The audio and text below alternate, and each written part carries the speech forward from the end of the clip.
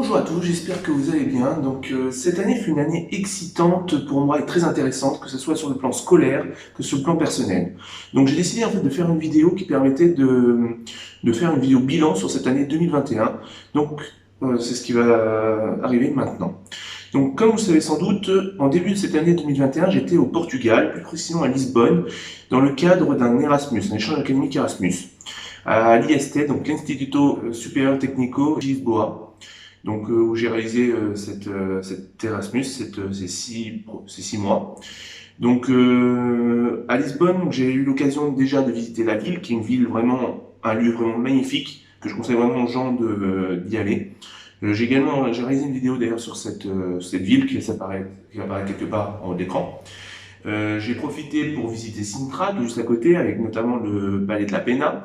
J'ai également été dans le sud du Portugal, à l'Algarve. Vous allez voir quelques images qui vont défiler, qui est vraiment un lieu magnifique, notamment en hiver, où il fait quand même toujours beau, généralement.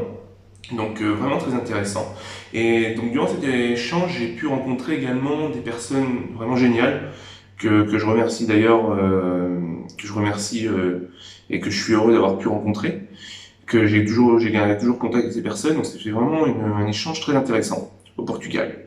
Je suis rentré du Portugal fin janvier, et j'ai enchaîné un mois après avec un autre moment fort de cette année, donc c'était mon échange à Vienne, dans le cadre d'un stage, dans le milieu biomédical que j'ai réalisé.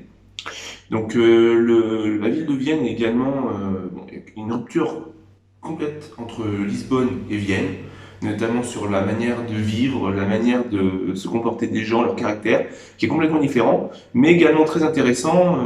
C'est un peu plus strict, disons, un peu moins jovial, on va dire, mais un peu plus strict, et c'est intéressant de voir les deux points de vue. Voilà, j'ai vraiment apprécié cet échange, ces 6 mois à Vienne. J'ai également pu visiter toute la ville de Vienne, en commençant par le Hofburg, le quartier que j'appelle le quartier historique, avec le musée d'histoire naturelle, le musée des beaux-arts. Il y a l'opéra, il y a vraiment énormément de choses à visiter à Vienne. J'ai réalisé une vidéo sur cette ville qui va apparaître quelque part en haut de l'écran. Donc je conseille vraiment aux gens de regarder s'ils sont intéressés pour aller visiter Vienne. Durant cet échange, j'ai également pu visiter une bonne partie de l'Autriche, que ça soit, je suis allé visiter la ville de Salzbourg, qui est vraiment une belle ville en plein milieu des montagnes, donc c'est vraiment très intéressant. La ville d'Allstatt, qui est un petit village au bord d'un lac, entouré de montagnes également, qui est pas trop loin de Salzbourg, à 1 heure environ de Salzbourg, donc vraiment très intéressant comme visite, qui est malheureusement assez touristique. Bon, la période où j'avais été, où je suis allé visiter ce village, donc c'était juste après la fin du confinement, j'ai eu la chance de pouvoir le visiter dans des conditions acceptables et sans vraiment beaucoup de personnes. C'est vraiment un lieu magique, et inspiré notamment le film La Reine des Neiges, donc le village d'Arendelle, dans La Reine des Neiges. Donc vraiment, si vous avez l'occasion, allez-y. C'est vraiment extra. J'ai également, durant ce séjour à Vienne, pu visiter les pays aux alentours, notamment les capitales.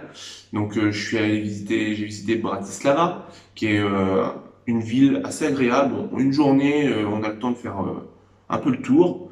C'est intéressant. J'ai visité également Budapest.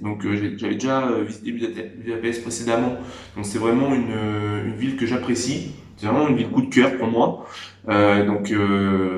Voilà, pour ça, j'ai passé 3 jours ici, visiter plein de choses à Budapest, que ça soit le Bastion des Pêcheurs, la cathédrale Saint-Stéphane, la basilique Saint-Stéphane, le château, le Chain Bridge, la synagogue, les ruines bar également. Donc vraiment plein de choses intéressantes à faire à Budapest.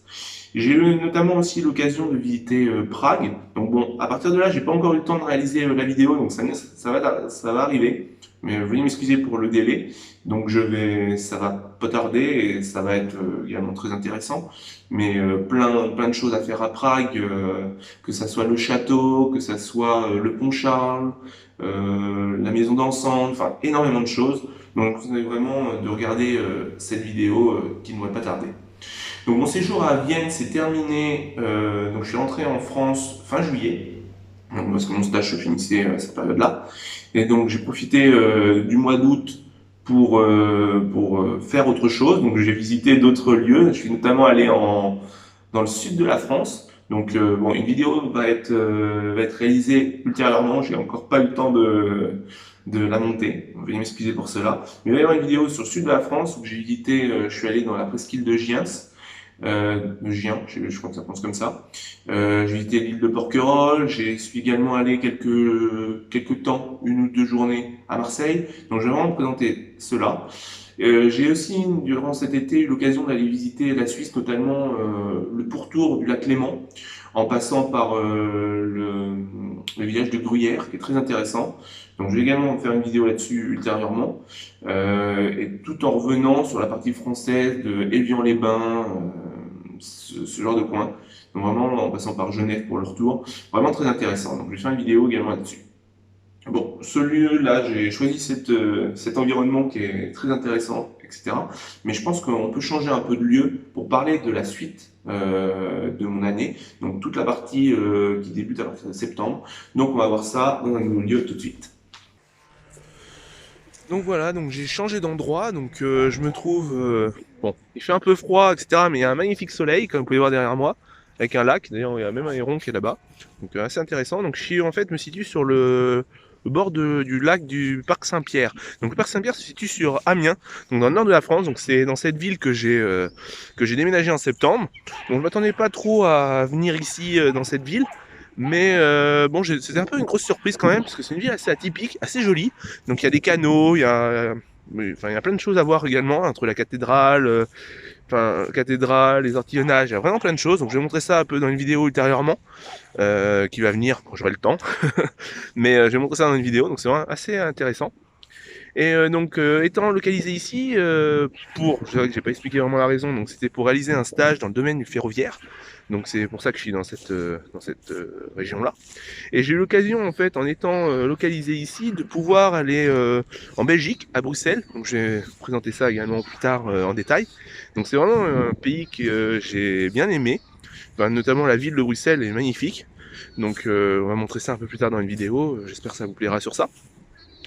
Et j'ai aussi eu l'occasion de visiter un peu la région aux alentours.